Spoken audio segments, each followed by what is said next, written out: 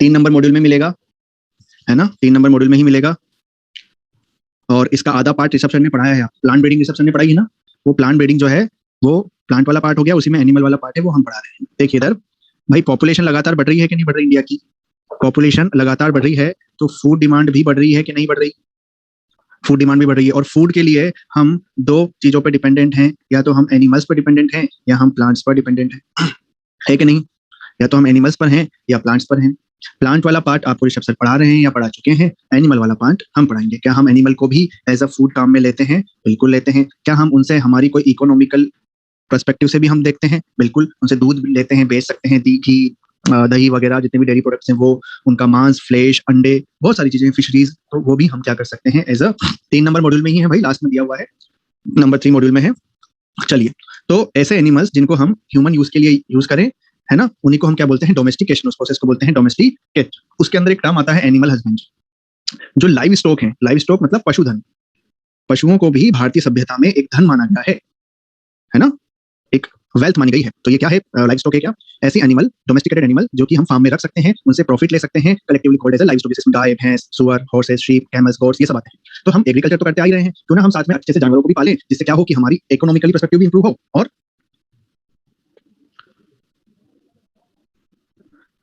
हमारा खाने की डिमांड भी पूरी हो जाए। बात समझ में आई यहाँ तक? बात समझ में आई यहाँ तक सभी को? चलो, बहुत आसान चैप्टर है। एक क्वेश्चन यहाँ से 2 क्वेश्चन पूछेगा आपसे बस। नेक्स्ट देखो, देखो क्या है कि इंडिया और चाइना के पास पूरे वर्ल्ड का 70% लाइव स्टॉक है। पूरे वर्ल्ड का 70% लाइव स्टॉक मतलब अगर पूरी दुनिया में 100 गाय हैं या 100 गाय भैंस सब है, तो हमारे पास 70 है। और जो पूरी दुनिया में जितने प्रोडक्ट यूज हो रहे हैं, उनका सिर्फ प्रोडक्ट प्रोड्यूस हो रहे हैं, उसका केवल कितना परसेंट? 25% ही हम प्रोडक्शन कर रहे हैं। तो ये अच्छी बात है कि बुरी बात है? बुरी बात है। इसका मतलब हमारी प्रोडक्टिविटी पर यूनिट बहुत लो है। हमें इसको क्या करना पड़ेगा? बढ़ाना पड़ेगा, ताकि हमारी फूड की डिमांड को पूरी किया जा सके, हम किसी के ऊपर डिपेंड ना रहे, है ना। तो उसी के लिए हमने कुछ कुछ नई नई टेक्निक्स अपनाई, जिससे हम क्या कर रहे हैं? अपनी फूड डिमांड को पूरा कर रहे हैं। इसके बारे में हम आगे डिटेल में पढ़ें, उससे पहले हमें समझना होगा ब्रीड के बारे में। आपने डिफरेंट डिफरेंट टाइप के डॉग्स देखे, पग और ऐसे वो रोटविलर, जर्मन शेफर्ड और लैब्राडोर, पता नहीं क्या क्या आते हैं, सुने ऐसे, है ना, पिटबुल, हाँ बिल्कुल बिल्कुल, गोल्डन रिट्रीवर, हाँ पपी, पिटबुल, जो भी है, हाँ सब जानते हो आप। पापा मम्मी से बोलते हो कि कुत्ता पालो, है डॉगी पालो एक, पापा मम्मी क्या कहते हैं कि तुम हो तो सही। तो ठीक है, तो वो सब डॉग्स हैं, वो सब डॉग्स हैं कि नहीं? अरे वो सब डॉग्स ही हैं, लेकिन डिफरेंट डिफरेंट टाइप के डॉग्स हैं। क्या हम उनको ऐसा कह सकते हैं कि सब अलग अलग स्पीसीज है?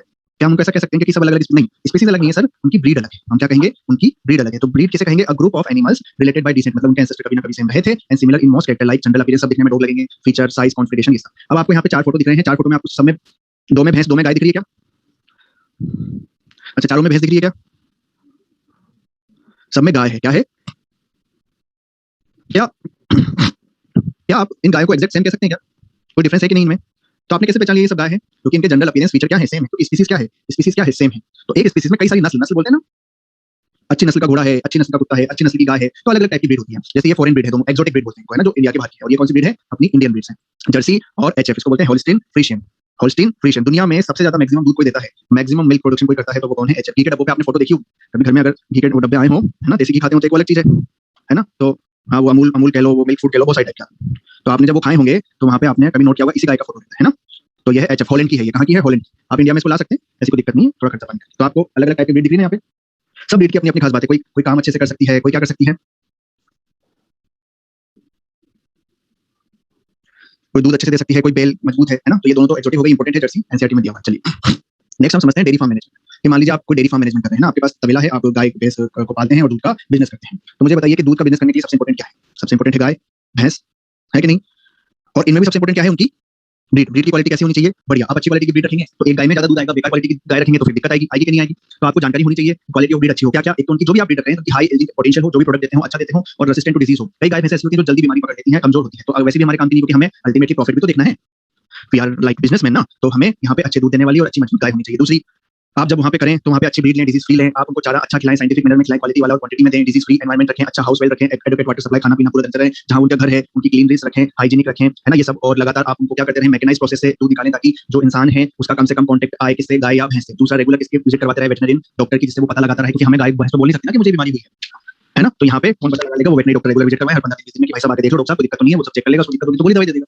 तो इस वजह से आप डेयरी फार्म मैनेजमेंट अच्छा करोगे तो आपको प्रॉफिट भी अच्छा होगा। आप क्या है कि कुछ चीजें ध्यान देते हैं, जैसे अपने क्या है, लोग गाय भैंस तो पालते हैं, जो चारा खिलाया खिला दिया, जो पानी पिला पिला दिया, ऐसा कोई साइंटिफिक टेक्निकल नहीं, तभी हमारी प्रोडक्टिविटी क्या है? आज की बात नहीं, आज तो हम बहुत ऊपर हैं। कई प्रोडक्शन तो हमारे यहाँ सबसे ज्यादा होता है पूरे वर्ल्ड में। ये पुराना डाटा था जो एनसीईआरटी में दिया है ना आपको कि पर यूनिट प्रोडक्टिविटी हमारे यहाँ लो है, अब नहीं है ना, अब बहुत बढ़िया है, बहुत अच्छे से अपन खा पी बना रहे हैं, फूड की डिमांड हम फुलफिल कर रहे हैं। क्लियर? ये इंपॉर्टेंट पार्ट है इस चैप्टर का, एनिमल ब्रीडिंग, है ना। अब यहाँ पे हम मेल और फीमेल लेंगे, उनको क्रॉस कराएंगे, मेल भी सुपीरियर लेंगे, फीमेल भी सुपीरियर लेंगे, ताकि होगा क्या कि आने वाली जो जनरेशन है वो भी कैसी आए, सुपीरियर आए। हम चाहते हैं तो सुपीरियर की क्वालिटी एक एनिमल में आ जाए। तो दो तरह की ब्रीडिंग होती है, इन ब्रीडिंग और आउट ब्रीडिंग। अच्छा, मैंने आपको ब्रीड बताई ना, ब्रीड अभी थोड़ी देर पहले। अगर सेम ब्रीड है, कैसी ब्रीड है? Same breed. आप जो एनिमल ले रहे हो ना, मेल फीमेल, उनकी ब्रीड कैसी है? सेम है। और उनके आवाज नहीं आ रही क्या मेरी? क्लियर है ना सब? चलो, 4 से 6 जनरेशन जब आप उनकी देखो तो कोई कॉमन एंसेस्टर उनमें मिलना चाहिए। अगर ये दोनों शर्तें पूरी हो रही है तो होने वाला क्रॉस क्या कहलाएगा? इनब्रीडिंग। क्या मैं ऐसा कह सकता हूँ एक तरीके की सिबमेटिंग है? क्या मैं एक तरीके से ऐसा कह सकता हूँ कि सिबमेटिंग है? सिबलिंग लोग ही तो हैं ये भाई। हमने एक मेल लिया, एक फीमेल लिया, और इनके कोई कॉमन एंसेस्टर अगर मुझे मिल रहे हैं तो मतलब इनमें कोई रिलेशन है कि नहीं? अब अगर रिलेशन है तो इनसिबमेटिंग है। तो जब भी हम इनब्रीडिंग या सेल्फिंग, प्लांट में हम जब सेल्फिंग करते हैं तो होमोजाइगोसिटी बढ़ती है कि कम होती है?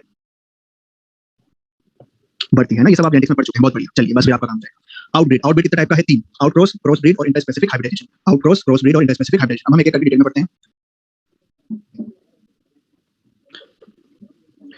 पहला है इनब्रीडिंग। इनब्रीडिंग में हम क्या करेंगे बताओ? सेम ब्रीड या अलग ब्रीड? Same breed. क्या कॉमन एंसेस्टर होना चाहिए? बिल्कुल। हमने एक सुपीरियर क्वालिटी का मेल लिया, एक सुपीरियर क्वालिटी की फीमेल ली। अब इनकी जब बच्चा है तो ये फर्स्ट जनरेशन है, तो यहाँ पे होमोजाइगोसिटी बढ़ेगी कि नहीं बढ़ेगी पहली वाली जनरेशन से? और होमोजाइगोसिटी का मतलब कैपिटल ए साथ आएंगे, स्मॉल ए साथ आएंगे, इसी को तो होमोजाइगोसिटी बोलते हैं। और क्या इसी होमोजाइगोसिटी को मैं प्योर भी बोल सकता हूँ? प्योर इंप्योर पढ़ा है ना आपने जेनेटिक्स में? अब मैंने यहाँ पे 8 बच्चे आ गए मान लो, तो मुझे पता चला कि 2 बच्चे अच्छे हैं। ये 2 बच्चे, ये जो 2 बच्चे दिख रहे हैं आपको, ये बढ़िया बच्चे हैं, तो मैंने इनको सेलेक्ट कर लिया, इन मेल और फीमेल को सेलेक्ट कर लिया। अब एक ही माँ बाप के बच्चे हैं, अब इन्हीं के बीच क्या कर रहा हूँ मैं? क्रॉस कर रहा हूँ। तो फिर मेरे पास सेकंड जनरेशन है। सेकंड जनरेशन जो आई है, ये जो सेकंड जनरेशन आई है, इसमें भी होमोजाइगोसिटी पहले से और ज्यादा बढ़ जाएगी। जब होमोजाइगोसिटी बढ़ जाएगी तो शुरू में कैपिटल ए जब रहेंगे तो हमको प्रोडक्टिविटी ज्यादा मिलेगी कि कम मिलेगी? शुरू में तो हमें प्रोडक्टिविटी ज्यादा मिलेगी, हमें यही तो चाहिए था, हमें अपनी प्रोडक्टिविटी ही तो बढ़ानी है। तो हम क्या करेंगे? जो सेकंड जनरेशन आएगी उसमें प्रोडक्टिविटी बढ़ जाएगी। ऐसा क्यों हो रहा है? क्योंकि ये प्रोडक्टिविटी बढ़ती है, क्वालिटी ऑफ प्रोडक्ट बढ़ता है। क्यों बढ़ता है? क्योंकि होमोजाइगोसिटी बढ़ती है, प्योर लाइन डेवलप होती है और एक्सपोज होते हैं हार्मफुल रिसेसिव जीन, जिनको हम सेलेक्ट करके एलिमिनेट कर देते हैं। जब बेकार जीन एलिमिनेट कर देंगे तो हमारे पास ऑटोमेटिकली अक्यूमुलेशन हो जाएगा इसका सुपीरियर जीन्स का, इसका अक्यूमुलेशन होता जाएगा सुपीरियर जीन का, और लेस डिजायरेबल जीन्स क्या होते जाएंगे? एलिमिनेट हो जाएंगे। बात आ गई समझ में आप लोगों को? और ऐसा हम तब तक करेंगे जब तक हमें प्रोडक्टिविटी अच्छी मिलती रहेगी। लेकिन एक जनरेशन ऐसी आएगी बच्चों, एक जनरेशन ऐसी आएगी जब हमारी प्रोडक्टिविटी और फर्टिलिटी अचानक क्या हो जाएगी? प्रोडक्टिविटी और फर्टिलिटी क्या हो जाएगी? कम हो जाएगी। और जैसे प्रोडक्टिविटी फर्टिलिटी कम होगी, हम उसको क्या नाम देंगे? Inbreeding depression. क्योंकि उस वक्त हमें ऐसे एनिमल ज्यादा मिलेंगे जिसमें रिसेसिव वाले ज्यादा शो होने लगेंगे, और जो रिसेसिव वाले हैं वो गलत है, वो नहीं आने चाहिए। तो इसी को फर्टिलिटी प्रोडक्टिविटी का कम होना इनब्रीडिंग डिप्रेशन। बात समझ में आ गई? और इनब्रीडिंग डिप्रेशन को अगर मुझे दूर करना है तो इसका जो सॉल्यूशन है, दैट सॉल्यूशन इज आउटक्रॉस। वो सॉल्यूशन कौन सा है? आउटक्रॉस, है ना। होमोजाइगोसिटी जब तक हमें कैपिटल ए मिलते जा रहे थे तब तक तो हमारा काम होता जा रहा था, कैपिटल ए स्मॉल ए मिल रहा था तब भी हमारा काम होता जा रहा था। लेकिन स्मॉल ए तो नहीं चाहिए ना मुझे, ये तो बेकार है। तो लगातार इनब्रीडिंग करवाने की वजह से ऐसा होगा कि इनका नंबर बढ़ने लगेगा, स्मॉल ए ज्यादा आने लगेंगे। मतलब क्या आ गया? डिप्रेशन आ गया। और डिप्रेशन आ गया मतलब प्रोडक्टिविटी फर्टिलिटी कम होगी। अब सर डिप्रेशन आ गया तो क्या करें? इसका सॉल्यूशन क्या है? तो भैया सीधी सी बात है, इसका सॉल्यूशन और कुछ नहीं, इसका सॉल्यूशन है आउटक्रॉस। क्या है इसका सॉल्यूशन? आउटक्रॉस। तो सर आउटक्रॉस क्या होता है? ये मैं अभी बताया आपको। आउटक्रॉस क्या है बेटा? सेम ब्रीड लेंगे कि नहीं? बिल्कुल सेम ब्रीड लेंगे, लेकिन क्या कॉमन एंसेस्टर होने चाहिए क्या? नो, कॉमन एंसेस्टर नहीं होने चाहिए। तो सेम ब्रीड लेंगे बट कोई कॉमन एंसेस्टर में नहीं मिलने चाहिए। किसको क्रॉस कराएंगे? एक तो जो इनब्रीडिंग डिप्रेशन का शिकार है उसका, उसी की ब्रीड के सुपीरियर पार्टनर से क्रॉस कराएंगे, और तब हम देखेंगे कि वो जो होमोजाइगोसिटी थी वो खत्म हो चुकी है। ये देखो आप पीछे, ये देखो, ये हमारा डिप्रेशन आ गया था, हमने इसकी सुपीरियर के साथ क्या कराई? क्रॉस करवाया, तो ये डिप्रेशन दूर हो गया, अभी सप्रेस हो गया, डोमिनेंट की एग्रेसिविटी नहीं चलती। तो इस तरीके से हम एक सिंगल आउट क्रॉस करवा के भी इनब्रीडिंग डिप्रेशन को दूर कर सकते हैं। क्या बात समझ में आ गई? सेम ब्रीड रखेंगे दोनों में, चाहे इनब्रीड हो चाहे आउट क्रॉस हो, लेकिन एक में कॉमन एंसेस्टर होंगे और एक में कॉमन एंसेस्टर नहीं होंगे। बात समझ में आई आप लोगों को? अरे जैसे हम हैं तो हमारा पहला जनरेशन कौन है? ऊपर की साइड जाएंगे तो मम्मी पापा। दूसरा जनरेशन कौन है? दादा दादी। तीसरा जनरेशन कौन है? पर दादा दादी। ऐसे चौथे पांचवें जनरेशन में देखेंगे कि हमें कोई भी नहीं मिलना चाहिए, कोई कॉमन एंसेस्टर आपस में नहीं मिलना चाहिए। क्लियर हो गया?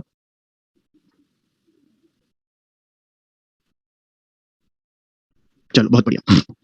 अब दूसरा है क्रॉस ब्रीड। बिल्कुल इमरान, क्रॉस ब्रीड नाम से लग रहा है हम इसमें क्या करेंगे? दो अलग अलग डिफरेंट ब्रीड्स को, लेकिन सेम स्पीसीज। ब्रीड कैसी होनी चाहिए? अलग अलग सेम स्पीसीज का होगा, लेकिन डिफरेंट क्या होगी? ब्रीड होगी। मान लीजिए मुझे 2 गाय ऐसी मिली अलग अलग ब्रीड की, जिसमें एक में खास बात थी, दूसरे में अपनी खास बात थी। मैं चाहता था यार मेरे पास कोई ऐसा जानवर है जिसमें दोनों चीजें हो, तो मैं क्या करा दूं? उन दोनों का क्रॉस करा। तो सुपीरियर मेल के वन ब्रीड का दूसरे सुपीरियर फीमेल की दूसरी ब्रीड के साथ हम क्या कराएं? क्रॉस कराएं, ताकि दोनों ब्रीड की जो सुपीरियर क्वालिटीज हैं वो कंबाइन हो जाएं। जैसे एग्जांपल एनसीईआरटी का है बीकानेर ईव, ये दोनों शीप है। शीप की एक ब्रीड है, ये शीप की दूसरी ब्रीड है, ये शीप की दूसरी ब्रीड है ना। ये भी शीप है, ये भी शीप है। ये राजस्थान में मिलती है, इंडिया की है, ये मेरिनो रेम्स एक्सोटिक है। इसकी वूल की क्वालिटी बहुत बढ़िया है, लेकिन इसकी वूल की क्वालिटी खराब है। लेकिन ये रेसिस्टेंट है, ये मजबूत है, लेकिन ये रेसिस्टेंट नहीं है। तो मैं चाहता हूं मेरे पास कोई ऐसी भेड़ आए जिसकी ऊन भी अच्छी हो और रेसिस्टेंट भी अच्छा हो। तो मैंने इन दोनों को जब क्रॉस करवाया था तो मुझे एक भेड़ मिली जिसका नाम था इसारडे। इसारडे की ऊल भी अच्छी थी और असिस्टेंट पावर भी अच्छी थी। फिर मैंने इसाडेल को इसाडेल से क्रॉस करवा के इनब्रीडिंग करवा के बहुत सारी इसाडेल बनवा ली और अब इसाडेल एक अलग स्पीशीज ब्रीड है, ब्रीड की तो इंडिया में मिलती है, एस्टेब्लिश है। बात समझ में आया? हाँ, ये नाम याद रखने भाई, बिल्कुल नाम याद रखने। अपोजिट कराएंगे बेटा तो फिर कैरेक्टर चेंज हो सकते हैं, जरूरी नहीं है कि हमारे कैरेक्टर आ जाए। जैसे कि अभी हम अगला एग्जांपल में आपको देकर बताऊं, है ना, ये फीमेल ये रखना है, मेल ये रखना है। चलें आगे।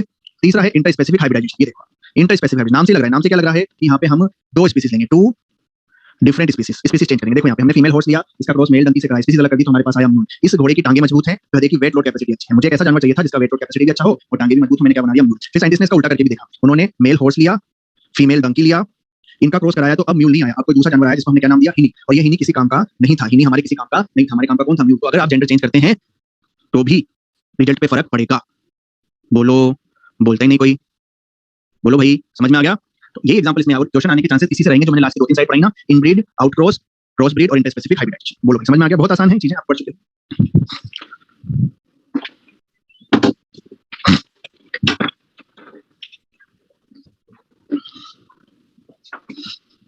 आगे देखो। अच्छा ये बताओ, वो राजस्थान की थी ना एक भेड़, वो राजस्थान की थी ना एक भेड़, और वो एक भेड़ एक्सोटिक फॉरेन की, तो फिर इन दोनों के बीच क्रॉस कैसे कराएंगे? क्या उसको राजस्थान लेके आएंगे, क्या इसको बाहर लेके जाएंगे?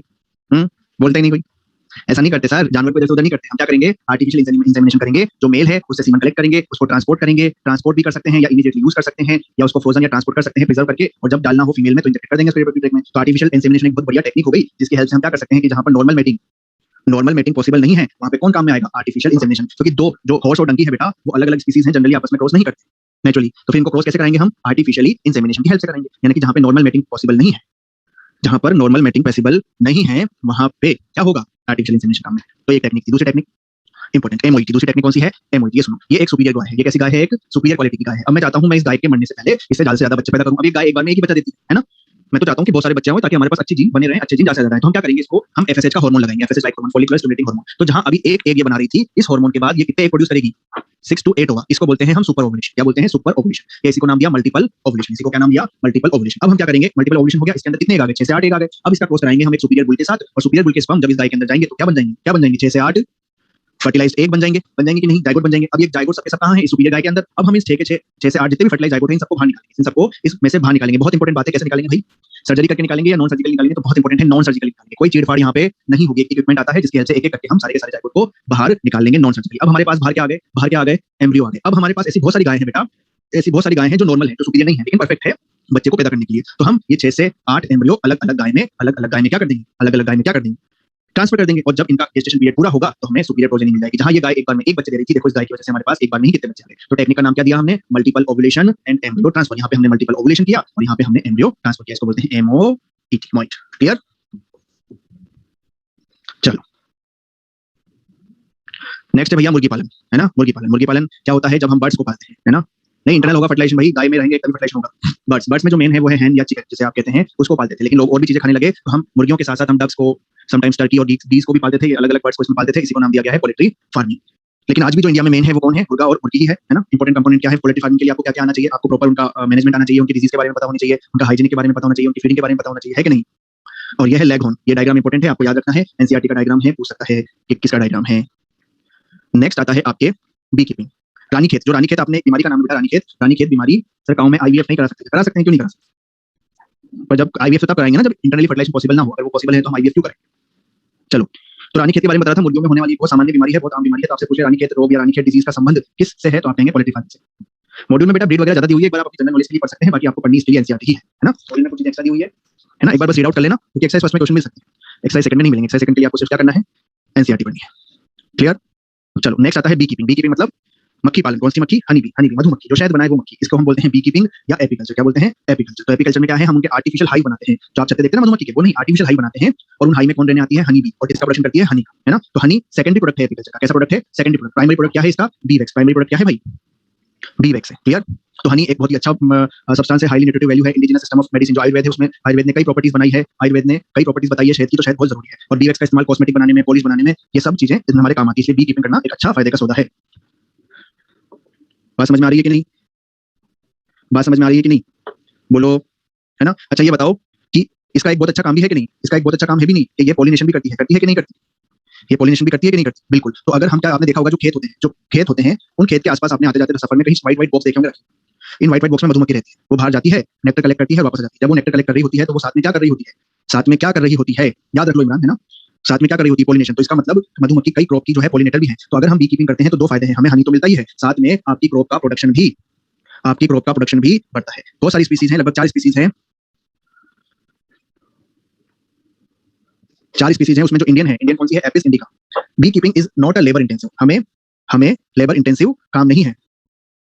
एक या दो लोग मिलकर भी अच्छे खासे लेवल पे क्या कर सकते हैं? बी कीपिंग कर सकते हैं। मतलब हमें कोई ज्यादा लोगों की जरूरत नहीं चाहिए। शहद मधुमक्खी बना रही है, वैक्स मधुमक्खी बना रही है, नेक्टर मधुमक्खी कर रही है, तो मैं तो बस वेट को मेंटेन करना है। तो इसके लिए भी आपको सारी नॉलेज होनी चाहिए, उन्हें कैसे रखना है, कैसे नहीं रखना है ना। तो वही जो भी काम करते हैं उसकी थोड़ी बहुत नॉलेज होनी चाहिए। तो वही चीज हमें यहाँ पे होनी चाहिए। 4 स्पीसीज है बेटा इसकी, Apis dorsata, Apis indica, Apis florea, Apis mellifera. सबसे ज्यादा जो शहद है वो इस एपिस डोर्साटा से मिलता है, लेकिन हम इसको पालते नहीं है क्योंकि माइग्रेटरी एक जगह टिकती नहीं है और बहुत ज्यादा अग्रेसिव भी है, इतनी आसानी से पाल भी नहीं सकते। तो हमें क्या मतलब है ना, नहीं पाल सकते इसको, ठीक है। दूसरी है आपकी एपिस इंडिका, ये आपके लिए सबसे बेहतरीन है। इसको हम इंडियन मोना भी कहते हैं। माइल्ड इन नेचर है, हनी का अमाउंट भी इसका ठीक ठाक है, तो ये हमारे लिए बेस्ट है। एक है एपिस फ्लोरिया, ये बहुत कम हनी प्रोड्यूस करती है, स्मॉलेस्ट है, एग्रेसिव भी नहीं है, लेकिन ये भी हमारे काम की नहीं है। एक है एपिस मेलिफेरा, ये भी बहुत बढ़िया है, ये यूरोपियन भी है, एक्सोटिक ब्रीड है, एक्सोटिक स्पीसीज कह सकते हो आप इसकी मधुमक्खी की। ये भी माइल्ड इन नेचर है, most useful for commercial purpose, लेकिन हमारे इंडिया में सबसे बढ़िया कौन सी मानी गई है? एपिस इंडिका, क्योंकि नेचुरल जो आप मधुमक्खी देखते हो ना वो एपिस इंडिका होती है। क्लियर? एपिस इंडिका तो याद करना ही है, ये तो इंपॉर्टेंट है ना। तो बाकी नाम भी आप पढ़ लें तो बहुत बढ़िया होगा, काम आएंगे आपके। हमें इनके बीच में कोई क्रॉस नहीं कराना भाई, हमें कोई क्रॉस नहीं कराना इनके बीच। क्रॉस कराने का काम हो गया। अच्छा, आपने मधुमक्खी का छत्ता देखा होगा, तो उसमें हमेशा एक होता है या बहुत सारे लोग होते हैं, मतलब बहुत सारी मधुमक्खी होती है कि एक होती है, बहुत सारी होती भी नहीं होती। तो उसमें लगभग 60,000, 70,000, 80,000 तक मेंबर मिलते हैं ना। तो उस मेंबर की बात करें तो 3 तरह के मेंबर वहां पे मिलते हैं। क्वीन का नंबर होगा 1, ड्रोन का होगा 100 और वर्कर का होगा बहुत सारा। सबसे ज्यादा नंबर किसका होगा? वर्कर का। ध्यान रखेंगे क्वीन जो है वो फीमेल है, ड्रोन मेल है और वर्कर भी क्या है? फीमेल है। तो आपने देखा होगा जो क्वीन है वो फर्टिलाइजेशन के बाद 2000 एग देती है पर डे। कितने अंडे देती है वो? 2000। और 2000 अंडे वो रोज देती है। उसके बाद जो अंडे हैं वो दो तरह के होते हैं, एक तो होते हैं फर्टिलाइज्ड एग और एक होते हैं अनफर्टिलाइज्ड। जो फर्टिलाइज्ड एग होते हैं वो है 2 एंड और जो अनफर्टिलाइज्ड एग है वो है एन। तो आपको याद होगा पार्थिनोजेनेसिस याद होगा आपको। अनफर्टिलाइज्ड एग से ही ऑर्गेनिज्म का बन जाना। तो ये जो अनफर्टिलाइज्ड एग हैं ये कन्वर्ट हो जाते हैं ड्रोन में यानी कि मेल में। और जो फर्टिलाइज्ड एग हैं इससे दो चीजें बन सकती है, इससे क्वीन भी बन सकती है जो कि फीमेल होती है और इनसे वर्कर भी बन सकते हैं जो कि फीमेल है। अब क्वीन कब बनेगी? अगर हम रॉयल जेली खिलाएंगे तो क्वीन बनेगी, बिल्कुल बेस्ड ऑन द न्यूट्रिशन। और अगर हम सिंपल बी ब्रेड खिलाएंगे यानी कि वो तो क्या बनेगा? वर्कर। अब ये वर्कर डिसाइड करते हैं कि क्वीन बनानी है या नहीं। जब तक क्वीन है तब तक कोई दूसरी क्वीन नहीं आएगी। मान लीजिए वो क्वीन किसी कारण से छोड़ के चली गई या वो क्वीन मर गई, तो हम ये वर्कर क्या करेंगे? किसी दूसरे एक लार्वा को सेलेक्ट करेंगे, उसको क्या खिलाने लग जाएंगे? रॉयल जेली, ताकि वो फटाफट इसमें कन्वर्ट हो जाए क्वीन में और पूरे छत्ते को कंट्रोल करे। जितना भी कंट्रोल काम होता है ना वो रानी का होता है, चाहे मधुमक्खी हो चाहे इंसान हो। घर में चलती किसकी है? रानी की चलती है। रॉयल जेली बेटा एक स्पेशल सब्सटेंस है जो वर्कर सीक्रेट करते हैं और तभी सीक्रेट करते हैं जब उनको क्वीन बनानी होती है। और सारा का सारा जो काम है ना वो वर्कर है। ड्रोन का काम कुछ नहीं है, सिर्फ फर्टिलाइज करना है क्वीन को, और क्वीन का काम सिर्फ अंडे देने का है। बाकी जितना भी काम है साफ सफाई का, बच्चों को पालने का, नेक्टर लाने का, शहद बनाने का, वो सब का सब काम कौन करते हैं? वर्कर करते हैं। बात आ गई आप लोगों को समझ में? बिल्कुल। वर्कर जो है स्टेराइल है, लिखा हुआ है सब, ये दोनों क्या है? फर्टाइल है। बिल्कुल ठीक है। तो ये था आपका बी कीपिंग। अब इसमें एक चीज और आती है, हालांकि आपसे नहीं पूछेगा, कुछ भी आज तक क्वेश्चन नहीं आया, लेकिन समझ लो मधुमक्खी डांस करती है। मधुमक्खी डांस और कुछ भी नहीं है, मधुमक्खी का डांस और कुछ भी नहीं है, सिर्फ कम्युनिकेशन का एक साधन है, सिर्फ कम्युनिकेशन का एक साधन है। देखो कुछ वर्कर उड़ के गए और नेक्टर की इन्फॉर्मेशन लाए, इसकी इन्फॉर्मेशन लाए नेक्टर की। अब वो आके सभी लोगों को नेक्टर की इन्फॉर्मेशन को कम्युनिकेट करना चाहते हैं। तो वो आके अगर राउंड राउंड डांस कर रहे हैं, कैसा डांस कर रहे हैं? राउंड डांस कर रहे हैं, तो मतलब खाना उनके छत्ते से, उनके हाइव से सिर्फ कितना है? 75 मीटर की डिस्टेंस पर है। और अगर वो क्या कर रहे हैं? टेल वेगिंग डांस कर रहे हैं। अगर वो टेल वेगिंग डांस कर रहे हैं यानी कि अपना टेल को इस तरीके से मूव करते करते डांस कर रहे हैं, तो इसका मतलब खाना 75 मीटर से ज्यादा की डिस्टेंस पर है। और अगर डायरेक्शन सन की साइड है डांस की, तो खाना भी सन की साइड है, और अपोजिट सेंस में है, अपोजिट डायरेक्शन में है, तो खाना भी अपोजिट डायरेक्शन में। बिल्कुल। जिन्होंने इसकी डिस्कवरी की थी काल अर्नेस्ट काल या स्काल अर्नेस्ट, कुछ नाम था, मुझे नाम याद नहीं आ रहा अभी, वो इथोलॉजिस्ट थे। उन्होंने इसकी डिस्कवरी की थी, नोबेल प्राइज भी मिला था उनको इनके टास्क को बताने के लिए। बहुत ज्यादा सिस्टमैटिक है भाई साहब। समझ में आ रही चीज? चलो, तो ये क्या करती है ना, अपने हाइव से, ये इनका हाइव है ना, और ये मान लो इनको यहाँ नेक्टर मिला, और ये सन, तो एक जगह रहेगा ना उस वक्त, तो सन से एक एंगल बना के डांस करती है, और सभी को पता चल जाता है कि सन से इतने डिग्री एंगल पे हमें जाना है और हमें खाना मिल जाएगा। तो जो राउंड डांस है उससे सिर्फ हमें डिस्टेंस का पता चलता है, डायरेक्शन का पता नहीं चलता। लेकिन जो टेल वेगिंग डांस है उससे हमें डिस्टेंस का भी पता चलता है और डायरेक्शन का भी पता चलता है। कोई क्वेश्चन नहीं आएगा आपको इससे, कोई दिक्कत वाली बात नहीं। सुनो, नेक्स्ट आता है फिशरीज यानी कि मछली पालन। आप देखते हैं, अगर आप इंडिया का मैप देखें तो एक बहुत बड़ा एरिया आपको समुद्र से घिरा हुआ दिखता है, जिसको हम कोस्टल एरिया कहते हैं। तो यहाँ पे रहने वाली आबादी पानी में मछली पालन के ऊपर आधारित है, इसलिए भारत के इकोनॉमी का एक बहुत बड़ा हिस्सा, अर्थव्यवस्था का एक बहुत बड़ा हिस्सा किससे आता है? एक फिशरीज से आता है। तो फिशरीज में हम क्या करते हैं? इंडस्ट्री जिसमें मछलियों को पकड़ना, पालना, उनको बेचना, शेल फिश और अदर एक्वेटिक एनिमल्स को करते हैं ना। अगर आपसे पूछा जाए पीसी कल्चर क्या है, तो पीसी कल्चर में स्ट्रिक्टली हम सिर्फ इसको पकड़ेंगे, बेचेंगे, फिशेस को यानी कि फिशेस को। और आपसे फिशरीज पूछा जाए, तो फिशरीज में हम फिशेस के साथ साथ अदर एक्वेटिक एनिमल्स जैसे shellfish, edible oyster, prawn, crab, lobster सब खाते हैं लोग, खाने वाले फिशेस के साथ साथ, तो वो भी है। आजकल लोग क्या कर रहे हैं? एनिमल्स के साथ साथ एक्वेटिक प्लांट्स का भी कल्चर कर रहे हैं। तो फिर हम क्या टर्म लेके आए? एक्वाकल्चर। फिशरीज में सारे एक्वेटिक एनिमल्स आ जाएंगे, फिशिकल्चर में सिर्फ फिशेस आएंगी, और एक्वाकल्चर में प्लांट और एनिमल दोनों आ जाएंगे एक्वेटिक वाले। बोलो बात क्लियर हो गई है ना? इतना ही पढ़ लेना आप जो मैं स्लाइड में पढ़ा रहा हूं, बस नोट एक बार रीड आउट कर लेना, कोई खास बात नहीं है, एनसीईआरटी पढ़ लेना। फिशेस की बात करें तो फिशेस हमारे इकोनॉमी में बहुत बड़ी इंपॉर्टेंट रोल प्रोवाइड करती है, कई लोगों को ये एम्प्लॉयमेंट देती है ना, फिशरमैन जो है नाव चलाने वाले, इनको हमारे इंडिया में एक बार अचानक अभी भी हम फिशेस का बहुत बड़ा जो है प्रोडक्शन करते हैं, तो जब अचानक किसी चीज में बढ़ोतरी होती है तो हम उसको रिवोल्यूशन कहते हैं। तो फिशेस से रिलेटेड जो रिवोल्यूशन है वो कौन सा है? ब्लू रिवोल्यूशन, आप नाम सुने होंगे, ग्रीन रिवोल्यूशन आपने नाम सुना होगा, व्हाइट रिवोल्यूशन, ऐसे कई रिवोल्यूशन हमारे इंडिया में हुआ है ना, क्रॉप के लिए ये हुआ है, मिल्क के लिए। अब इंपॉर्टेंट चीज सुनो, ये दोनों बहुत इंपॉर्टेंट है। मैं आपको फिशेस का नाम दूंगा, आपको पता होना चाहिए कि ये फ्रेश वाटर में मिलती है या ये मरीन वाटर में मिलती है। तो आप कतला, रोहू, कॉमन कार्प ये फ्रेश वाटर की फिश है, हिल्सा, सार्डिन, मैकरेल, पॉम्फ्रेट ये मरीन वाटर की फिश है। आपने कंपोनेंट का नाम सुना होगा, हमारी बॉडी में मिलता है, हमारी बॉडी के लिए बहुत जरूरी होता है, वो है ओमेगा 3 फैटी एसिड, वो है ओमेगा 3 फैटी, नाम सुना है ना? तो ये हमें इन जो मरीन फिशेस है ना, मरीन फिशेस के अंदर हमें बहुत ज्यादा अमाउंट में मिलता है ओमेगा 3 फैटी एसिड। जो मछली खाते हैं, बिल्कुल फिश ऑयल की जो पिल्स आती है ना, बिल्कुल सही कह रहे हैं अनिशा जी, फिश ऑयल की पिल्स जो कैप्सूल आते हैं येलो कलर के, उनमें ये ओमेगा 3 फैटी एसिड भी होता है, वो मछलियों के ही, मछलियों का तेल जिसे हम कहते हैं। मान लीजिए किसी के अंदर कमी हो गई, अब वो मछली नहीं खा रहा, बोले मैं तो वेजिटेरियन हूं, तो उसको पिल्स दे देते हैं ना, वो कैप्सूल दे देते हैं। अखरोट में भी होता है, अखरोट में भी ओमेगा 3 फैटी एसिड होता है। तो आपको याद होना चाहिए कि भाई कौन सी फिश एक्वेटिक है और कौन सी फिश फ्रेश वाटर है और कौन सी फिश मरीन वाटर है। क्लियर है भाई सभी को, है ना? ओमेगा 3 ब्रेन फंक्शनिंग में हेल्प करता है, स्किन को अच्छा रखता है, बालों को अच्छा रखता है, ब्रेन फंक्शनिंग में बहुत इंपॉर्टेंट रोल है सबसे ज्यादा, बिल्कुल कॉड लिवर ऑयल कहते हैं उनको, है ना? तो आपका एक अच्छा इंपॉर्टेंट रोल प्ले करता है आपकी बॉडी। तो यहाँ पे आपकी जो एनसीईआरटी है वो समाप्त होती है, इससे ज्यादा वो आपसे नहीं पूछेगा। दो एक्स्ट्रा टॉपिक जो मॉड्यूल में दिए हुए हैं, एनसीईआरटी में नहीं है, देख लेते हैं इनको भी। एक है सेरिकल्चर। सेरिकल्चर जो है, सेरिकल्चर क्या है? सिल्क का प्रोडक्शन, सिल्क का प्रोडक्शन को कहते हैं हम सेरिकल्चर। एक इंसेक्ट है, इसका नाम है बॉम्बेक्स मोरी। बॉम्बेक्स मोरी खाता है, रहता है मलबरी लीव्स पर, शहतूत के पत्तों पर, और इनसे हमें एक बहुत बढ़िया फाइबर, बहुत बढ़िया कपड़ा मिलता है जिसको हम बोलते हैं सिल्क, है ना? और ये सिल्क कैसे मिलता है बताएंगे आपको। सिल्क बना होता है दो प्रोटीन से, फिब्रियोइन और सिलिसिन। इंडिया के अंदर सबसे ज्यादा प्रोडक्शन होता है कर्नाटक, और वर्ल्ड में करता है चाइना। चाइना नहीं, सबसे पहले सिल्क की डिस्कवरी का श्रेय, सिल्क का प्रोडक्शन का श्रेय, क्रेडिट किसको जाता है? चाइना को जाता है। चाइना बहुत पुराने टाइम से पूरी दुनिया में इसको बेच रहा है। धीरे धीरे टेक्निक इंडिया में भी आई, है ना? हाँ बिल्कुल, कॉस्टली आता है सिल्क, इसलिए आर्टिफिशियल सिल्क भी आने लग गया मार्केट में, जो बिल्कुल सिल्क लगता है लेकिन ओरिजिनल सिल्क अलग होता है ना? दिखने में ऐसा लगेगा आपको, लेकिन वो बिल्कुल रेयन जिसको बोलते हैं, बिल्कुल बेचना बहुत बढ़िया। देखो क्या होता है ये, हाँ ये पेब्राइन डिजीज है, ये थोड़ा इंपॉर्टेंट है। ये इस सिल्क वर्म में होने वाली एक डिजीज है जो कि सिल्क वर्म की को इफेक्ट करती है और जिससे सिल्क की क्वालिटी खराब होती है, प्रोटोजोआ से होती है। हाँ बिल्कुल जिक्र सही कहा। अब देखो ये एडल्ट सिल्क वर्म है बेटा, ये एडल्ट सिल्क वर्म मेल और फीमेल अलग होते हैं। मेल और फीमेल जब क्या करते हैं कॉपुलेशन करते हैं तो एग ले करते हैं, एग ले करते हैं वो इन मलबरी लीव्स के ऊपर, और इनसे निकलता है लार्वा, और ये लार्वा का नाम है कैटरपिलर लार्वा। क्या नाम है? Caterpillar larva. ये कैटरपिलर लार्वा बहुत भूखा किस्म का लार्वा है। जैसे कैटरपिलर लार्वा बनता है, ये तुरंत खाने लग जाता है इन शहतूत की पत्तियों को, खाता रहता है, फटाफट बहुत बड़ा भूखा है, खाता रहता है। और जैसे इसकी सलाइवरी ग्लैंड चेंज हो जाती है, मॉडिफाइड हो जाती है सिल्क ग्लैंड, तो ये खाना बंद कर देता है और थूकना चालू कर देता है। तो इसके सिल्क ग्लैंड से एक लिक्विड बाहर निकलता है, और जैसे वो लिक्विड हवा के कांटेक्ट में आता है वो ड्राई हो जाता है, और ड्राई होकर वो थ्रेड लाइक स्ट्रक्चर बनता है। अब ये कैटरपिलर क्या करता है, जब उस धागे को निकालता है तो अपने आसपास इस तरीके से रैप कर लेता है, वो इस तरीके से क्या कर लेता है? रैप कर लेता है। तो ये नेक्स्ट स्ट्रक्चर देखो, इसके अंदर कैटरपिलर लार्वा है, इसने अपने आप को इसमें बंद कर दिया, और इस स्ट्रक्चर को हम बोलते हैं कोकून। क्या बोलते हैं इस स्ट्रक्चर को? कोकून। इस कोकून के अंदर ही इस कैटरपिलर लार्वा का डेवलपमेंट चलता है, और आफ्टर डेवलपमेंट ये इस कोकून को ब्रेक कर एज अ एडल्ट के फॉर्म में बाहर निकल जाता है, और फिर इसकी लाइफ साइकिल। तो सर हमें सिल्क कब मिलेगा? अब हमें अगर सिल्क चाहिए तो हम इस कोकून को लेंगे, ये जब थूक के निमट जाएगा तो इस कोकून को लेंगे और इस कोकून को डाल देंगे उबलते खोलते पानी में। इस कोकून को डाल देंगे उबलते खोलते पानी में, जिससे इनके अंदर का जो कैटरपिलर लार्वा है वो मर जाएगा, और हल्का सा कट लगा के उसको फेंक दिया जाता है, और जो बचा हुआ थूक है जो कि एक्चुअल में रो सिल्क है, कच्चा सिल्क है, उसको बना लिया जाता है। फिर इस रो सिल्क को हम फैक्ट्रीज में भेज देते हैं, जहाँ इनको अलग अलग टेक्सचर दिया जाता है और सिल्क का कपड़ा तैयार किया जाता है। अगला है आपका लेग कल्चर, लेसिफर इलाका और टेकार्डिया इलाका। ये भी एक इंसेक्ट है जिससे मिलता है लेग, एक रेजिन का मटेरियल है। आपने चूड़ियां देखी होगी, मम्मी लाल रंग की चूड़ी पहनती हैं शादीशुदा जो लेडीज होती हैं, है ना? वो चूड़ियां जो है वो लाख की बनी होती है, चूड़ा बिल्कुल। आपने कई बार फिल्मों में देखा होगा, वो इनकम टैक्स वाले सील लगा देते हैं काले के ऊपर लाल रंग की, है ना? वो लाल रंग जो होता है ना, वो ये लेग ही होता है। India is the largest production of this leg. अब ये क्या होता है? ये भी जो इंसेक्ट है ये भी अलग अलग प्लांट्स के ऊपर रहता है। तो जैसा अच्छा प्लांट है उतनी ही अच्छी लेग की क्वालिटी होगी। ये प्लांट सेक को पीता है और फिर क्या सीक्रेट करता है? लेग इसकी डर्मल ग्लैंड से सीक्रेट होता है। इसका यूज प्रिंटिंग इंडस्ट्री में, ग्रामोफोन बनाने में, रिकॉर्ड्स बनाने में, electric equipment, varnish, polish, bangles, cosmetic, leg fax and leg type बनाने में किया जाता है। ये देखो, ये पेड़ के ऊपर ये जो लग रहा है ना, ये लेग है। इसको गर्म पानी में डालेंगे, ये लेग अलग हो जाएगा, ये लाख जो भी बोले आप इसको अलग होके फिर हम इसको इंडस्ट्री में भेज देते हैं, मॉडिफिकेशन हो जाता है। तो इससे हम चूड़ियां या जो भी आप बनाना चाहें वो बना सकते हैं। बिल्कुल, ये जनरली रेड कलर का होता है ओरिजिनली, फिर आप इसको अलग अलग कलर दे सकते हैं, वो बात की बात है, लेकिन रो जो लेग होता है वो यही होता है। तो इस तरीके से आपका ये जो चैप्टर है ये समाप्त होता है। इस चैप्टर में जो सबसे इंपॉर्टेंट बात थी वो ब्रीडिंग वाली थी। कौन सी? Inbreeding, outbreeding. तो ये इंपॉर्टेंट है चैप्टर से, जो क्वेश्चन आने की आपको संभावना है तो और भी इंपॉर्टेंट। मैं तो मैक्सिमम बता रहा हूं कि एक या दो क्वेश्चन जो आएंगे, तो एक क्वेश्चन तो कम से कम इससे आएगा उस ब्रीडिंग्स। देखो आजकल तो सब आर्टिफिशियल बनने लगे, लेकिन जो ओरिजिनल जो बैंगल्स होते हैं, चूड़ियां लाल रंग के जो चूड़े बनते थे पहले, इसी से बनते हैं, और आज भी ओरिजिनल जो अच्छे चूड़े आते हैं वो ओरिजिनल इसी के बनते हैं। लेकिन आर्टिफिशियल सब बना रहे हैं, जैसे रेशम बन रहा है वैसे ही बन रहा है ना? बिल्कुल, गर्म करते हैं तो ये पिघल जाता है।